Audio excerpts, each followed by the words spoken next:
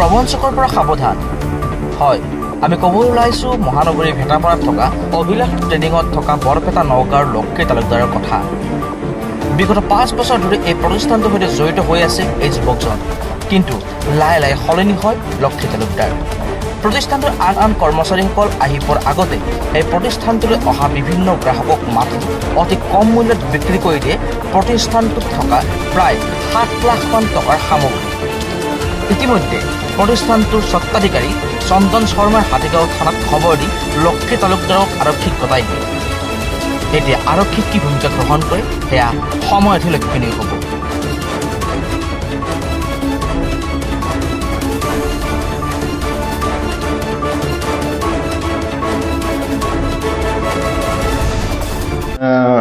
তেওঁ 7-8 লাখ টকা বুলি কৈছে, তেওঁ নিজ মুখেৰে স্বীকাৰ কৰিছে। এতিয়া আমি গোটেইখিনি চোৱা নাই। এইকেইদিন আমাৰ পূজাৰ বতৰ, ধূপৰ বিজনেছটো বেছি চলিছে, সদায় মাল আহিছে গৈ আছে, গতিকে আমি গোটেইখিনি চেক কৰা নাই।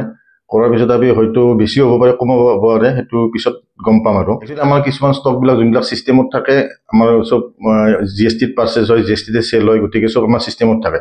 যেতিয়া আমি কাষ্টমাৰক ষ্টকটো দিব যাওঁ, তেতিয়া দেখিলোঁ যে আমাৰ ফিজিকেল ষ্টকটো নাই। তেতিয়া আমাৰ অফিচত আন যোন এমপ্লয় আছে সিহঁতক চেক কৰিব দিলোঁ ষ্টকবিলাক। যেতিয়া চেক কৰিব, তেতিয়া ষ্টক বহুত নাই আমাৰ।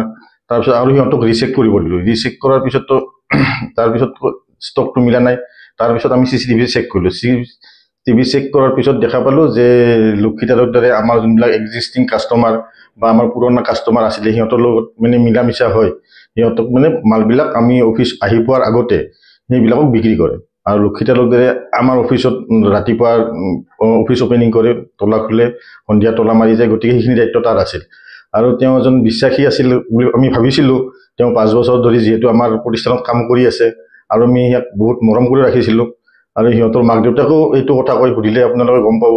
সিহঁতৰ নিজ মুখেৰে স্বীকাৰ কৰিছে যে ভালকৈ ৰাখিছিলোঁ বুলি। কিন্তু সি কি ভাবি এনেকুৱা কৰিলে আমি গম নাপাওঁ। আৰু এতিয়াতো আমি মোৰ পইচাখিনি কেনেকৈ ৰিকভাৰী কৰিব পাৰোঁ সেইটোৱে চাই আছোঁ।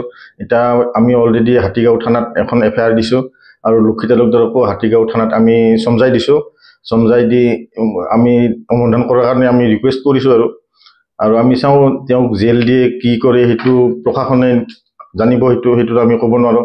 এতিয়া আমি গম পোৱা মতে লক্ষী তালুকদাৰে 2জনমান কাষ্টমাৰৰ নাম হাতীগাঁও থানাত নাম কৈছে, কাক তেওঁ বিক্ৰী কৰিছে সামগ্ৰীবিলাক। কিন্তু এতিয়া আমি নামবিলাক নকওঁ, যিটো এইটো আৰক্ষীৰ অনুসন্ধানত আছে। এইটো এইখিনি সময়ত কোৱাটো সিমান এটা ভাল নহ'ব। গতিকে আৰক্ষী নিজৰ কামটো কৰক। মই ভাবোঁ যে আৰক্ষীয়ে যদি কোন কাষ্টমাৰৰ মাল বিকিছে তেওঁলোকক যদি অনুসন্ধান কৰে, হয়তো সিহঁতৰ পৰা পইচাখিনি ৰিকভাৰ কৰিব পাৰিব। আমাক খালি পইচাটো ৰিকভাৰটো বহুতেই দৰকাৰী, কাৰণ আমিও এই বিজনেছটো যোনটো কৰি আছোঁ, বেংকৰ লোন আছে, আমি আনৰ পৰা ধাৰ কৰি পইচাটো বিজনেছ এটা সৰু ব্যৱসায় এটা চলাই আছোঁ। তাত যদি 6-7 লাখ টকা যদি এনেকৈ গুচি যায়, আমাৰ গোটেই বছৰৰ ইনকামটো গুচি যাব। আৰক্ষীয়ে এতিয়া আমি থানাত দিছোঁহে, গতিকে এতিয়া কেছ ৰেজিষ্টাৰ কৰি তেওঁ প্ৰচেছিং কৰি আছে। এতিয়া আমি গম পোৱা নাই। এতিয়া আমি সন্ধিয়া আৰক্ষী থানাত যাম, যাই পেলাই আপডেটটো পাম কি হৈছে। Bureau report, NEWS live.